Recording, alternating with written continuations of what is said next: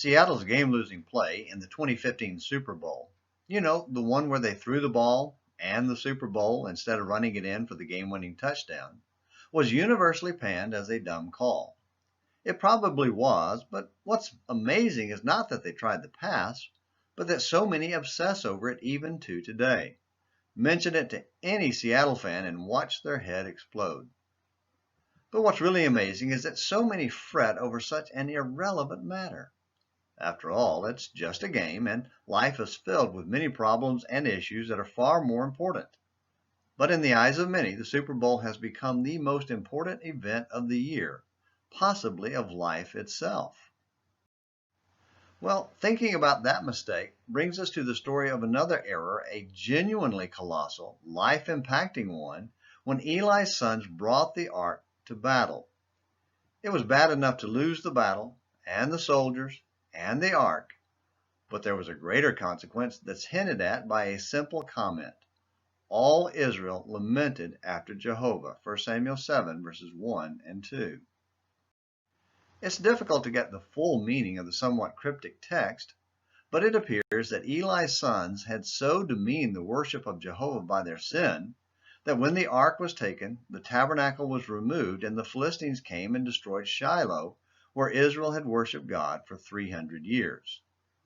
Jeremiah told Judah that God was about to destroy the city of Jerusalem and the temple itself, just like he destroyed the city of Shiloh hundreds of years earlier. He told them to go and see what God did to Shiloh because of the wickedness of my people Israel, Jeremiah 7, verse 12, and that because of their sin and rebellion, God said he was going to do to their temple as I did to Shiloh, Jeremiah 7, verses 13 and 14. This helps explain why the folk who finally got the ark back never seemed to reunite it with the tabernacle. The text goes on to tell us that for 20 years, 1 Samuel 7, verse 2, Yahweh's worship languished. Finally, God had Samuel call for a return to worshiping God and God alone in 1 Samuel 7, verses 3 and 4. But how does that relate to Seattle and football and Christians today? Well, I'm glad you asked. You see, Seattle came back the next season to try again, and they kept on coming back. What about us today during our coronavirus-driven separation? Are we trying to come back together with our brethren? Do we lament the loss of connectivity among our brethren because of the quarantine, with broken hearts, with the same pain of the Seattle fans who lament the loss of a game? We do if we're serious about worshiping God with our brethren.